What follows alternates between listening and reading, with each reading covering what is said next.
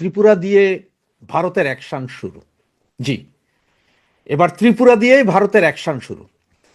আমরা অনেকেই অনেকভাবে বলছিলাম ভারত কি করছে, ভারত কিছু করছে না, এই করছে না, সেই করছে না, ব্যাপক বলছিলাম। কিন্তু ভারত একটা বৃহৎ রাষ্ট্র, আর একটা রাষ্ট্র আর একটা রাষ্ট্রের বিরুদ্ধে সরাসরি যুদ্ধে যায় না, তার আগে যে কিছু সিস্টেমেটিক ওয়েতে আগাইতে হয়। যেমন আপনাদের একটা কথা বলি, এই যে এক্সাম্পল একদম এখন নর্মাল, যে ভেনিজুয়েলার এই কাহিনীটা দেখেন, বাংলাদেশের শেখ হাসিনার কাহিনীটা দেখেন। ভেনিজুয়েলার এই হুগো চেভেজকে ধরার আগে সেখানে নোবেল দিয়েছিলেন, জাস্ট 1 মাস আগে একজনকে নোবেল দিয়েছেন যার নাম কি মাচো দা নাকি, আল্লাহ মাবুদ জানে তার নাম, আমি উচ্চারণ করতে পারি না ভাই। তারে নোবেল দিয়ে সারা ওয়ার্ল্ড ওয়াইড এমন ভাবে তুলে দিলেন যে তিনি বিশাল একজন লোক। এরপরে এনারে ধরে নিয়ে গেলেন, মানে ওনারাই না বসাবেন, নোবেলের শেষ হবে। এর আগে মায়ানমারের সেই নেত্রী আং সাং সুচি, তাকেও সে। আবার এদিকে আমাদের ডাক্তার ইউনূসকে দেখেন, গত প্রায় 10-12 বছর ধরে উনি নোবেল পাওয়ার পর থেকে এমনভাবে ইন্টারন্যাশনালি, দেশি ইন্টারন্যাশনাল মিডিয়া এমনভাবে হাইলাইট করছে যে উনি ছাড়া পৃথিবীতে আর কেউ নাই, বাংলাদেশের একমাত্র ভালো বুদ্ধিজীবী এই সেই ডাক্তার ইউনূস ছাড়া কেউ নাই। সুতরাং যখন এই গণ আন্দোলন বা সন্ত্রাসী কর্মকাণ্ডটা ঘটাইলেন, ঘটানোর পরে আপনি আমি কি চিন্তা করছি জানেন, যে আরে চলো চলো আমরা ডাক্তার ইউনূসকে আনি। না ভাই, আমি আর আপনি ডাক্তার ইউনূসকে আনি নাই, ডাক্তার ইউনূসকে আনাইছি কিন্তু আমেরিকান ডিপ স্টেট। তারাই গত 10-12 বছর ধরে ডাক্তার ইউনূসকে বিভিন্ন পুরস্কার, বিভিন্ন জায়গায় কথা বলতে দিয়া, বিভিন্ন জায়গায় হাইলাইট করে এমন করছে যে আপনার আমার মাথার ভেতরে সিস্টেমে বসাই দিয়েছে ডাক্তার ইউনূসই একমাত্র লোক যে হয়তো বাংলাদেশকে বাঁচাইতে পারবে, কারণ তার ইন্টারন্যাশনালি অনেক আছে, কি সংযোগ আছে। সুতরাং ডাক্তার ইউনূস, এটা কিন্তু আমেরিকা করাই দিছে, আপনি আমি বুঝিনি। ঠিক সেম ভাবে দেখেন, এই আমেরিকান ডিপ স্টেট এবং আইএসআই, মানে যেটা আপনার পাকিস্তানের ইন্টেলিজেন্স ব্রাঞ্চ, এরা করলো কি, এরা গত 2-3 বছর যাবৎ ভারত বিদ্বেষী একটা মনোভাব তুলে দিছে সারা বাংলাদেশে ব্যাপকভাবে। মানে এইটা যার পর নাই, মানে সবকিছুতেই তারা ভারত। কারণ হচ্ছে যে ভারতের সাথে যেটা গ্যাদারিং লাইগা যায় বাংলাদেশের, এটা লাভ হচ্ছে পাইক্যাদের। এই পাইক্যারা আমাদের দেশের এই বঙ্গু মুসলমানদেরকে এমনভাবে রেডি করছে, এমনভাবে প্রপাগান্ডা ছাড়াইছে যে সব কিছুই ভারতের দিয়া ফেলাইছে, সব ভারত খাইয়া ফেলাইছে। বাংলাদেশ পুরা ভারতের অঙ্গরাজ্য, ওই যে ত্রিপুরা মিপুরা এগুলার মতো, এটা হচ্ছে খাওয়াইছে। আর আমরাও কি মনে করছি, হ্যাঁ তার মানে এটা ভালো। এখন দেখেন সেটার ফল পাচ্ছে। আজকে আপনারা অনেকে বলবেন যে ভাই ভারত তো এটা রাজনীতি নিয়ে আসছে, কারে আমাদের এই মুস্তাফিজরে খেলতে না দিয়া ওরা মানা করে দিছে, এটা তো ঠিক করে নাই। আরে ভাই, আজ থেকে 7 বছর আগে মুস্তাফিজ যখন প্রথম প্রথম ক্রিকেটে আসে, তখন বাংলাদেশের এই বঙ্গু আপনারাই চিল্লেছিলেন কেন ভারতে খেলতে দেওয়া হইলো, ওর টেকনিক তো ভারত যাই না যাবে, আমরা ওয়ার্ল্ড কাপ জিততাম এই এক মুস্তাফিজরে দিয়া, এগুলো বলে ব্যাপক কথা কইছে, তখন আন্দোলন হয়েছিল। আর এখন যখন ভারত নিবে না, এখন আবার আপনাকে কেন ভারত নিবে না, এটা রাজনীতিকরণ। এই ভাই, রাজনীতিকরণ এইখানে এই আইপিএল এ যদি মুস্তাফিজ যা খেলে, তাহলে তো মুস্তাফিজের নিজের লাভ, 12 কোটি টাকা মস্কারি না, হের নিজের লাভ, দেশের কি লাভ। ওয়ার্ল্ড কাপে আপনারা সাকিবুল হাসানরে খেলতে দেন নাই, এইবার ওয়ার্ল্ড কাপে ও তো বিশ্বের 1 নম্বর প্লেয়ার ছিল, ও যদি 20টা রান করতো তাহলে দেশের খাতায় 20 রান যোগ হইতো, সেটা তো দেশের জন্য লাভ ছিল।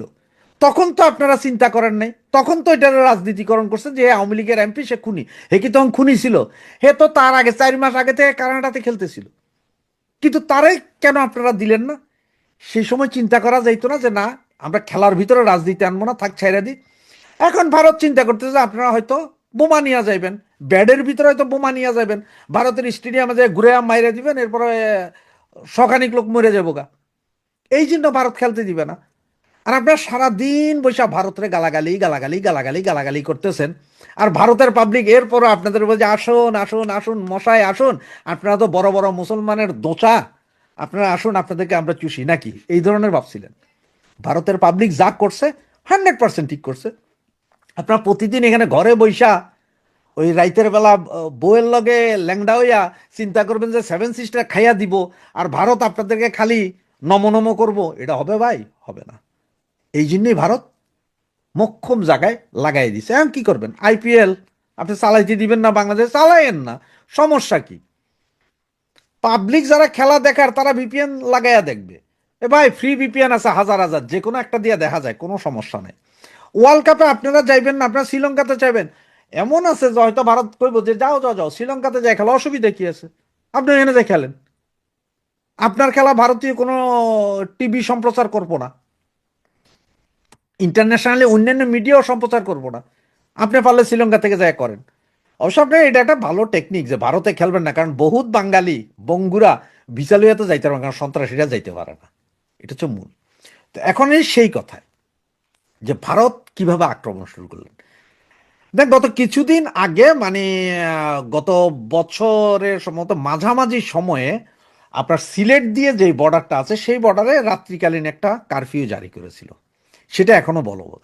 এরই মধ্যে গতকাল ত্রিপুরার এখানে 400 কত কিলোমিটার সীমান্ত আছে, দুর্গম নদী নালা খাল বিল পাহাড় পর্বত, এই জায়গায় ওনারা সান্ধ্যকালীন কারফিউ জারি করে দিয়েছে ভারত, মানে নোম্যান্স ল্যান্ড, 0 থেকে 500 মিটার পর্যন্ত সান্ধ্যকালীন কারফিউ। এতে কি হবে, সন্ধ্যা 6টা থেকে কারফিউ লাগবে ভোর 6টা পর্যন্ত। আর এই কারফিউ চলা অবস্থায় ওখানে যারাই পাবে, কারফিউতে কি আছে, দেখা মাত্র গুলির নির্দেশ, ফালাই দিবে, কারফিউ চলে। তার মানে এই কারফিউ চলার কারণে চোরাচালান থেকে শুরু করে যা যা ওই যে 2 নম্বরই করে আনতো ভারত থেকে সব ব্লক করে দিল। এবং এই কারফিউ চলার কারণটা কেন দেখাইছে, যে এই কারফিউ ওনারা দেখাইলো, ভারত যেটা বলতেছে সেটা হচ্ছে যে বাংলাদেশে বর্তমানে পাকিস্তানি গোয়েন্দা সংস্থা এবং পাকিস্তানি সন্ত্রাসী গোষ্ঠীগুলো এত বেশি বেড়ে গেছে যে এরা যে কোনো মুহূর্তে যে কোনো অকারেন্স ঘটাইতে পারে ভারতে যায় এইসব সীমান্ত দিয়া, মানে এই যে ত্রিপুরার ওই সাইড দিয়া সীমান্ত দিয়া বা 7 সিস্টার ওই সাইড দিয়া দুর্গম এলাকা আছে, ওখান দিয়ে যায় ভারতের সন্ত্রাসী আক্রমণ চালাবে। এই জন্য প্রথমে কারফিউ জারি করলো। এগুলো কিন্তু যে আপনার কাশ্মীরের অনেক আগে থেকেই চলে, সেম এই ঘটনা। এছাড়া আপনি দেখেন এই যে হিন্দুদেরকে মারা, এই যে দীপুচন্দ্র দাস, এরপরে আপনার আরেকটা হিন্দু ব্যবসায়ীকে ছুরি মেরে পরে আগুন জ্বালাই দিছেন, গতকাল রাতে আবার আরেক হিন্দু মহিলার ধর্ষণ করে চুল কেটে গাছের সাথে বেঁধে রেখেছেন, এগুলা কিন্তু ভারত সব দেখতেছি, ইন্টারন্যাশনাল মিডিয়া কিন্তু নিচ্ছে।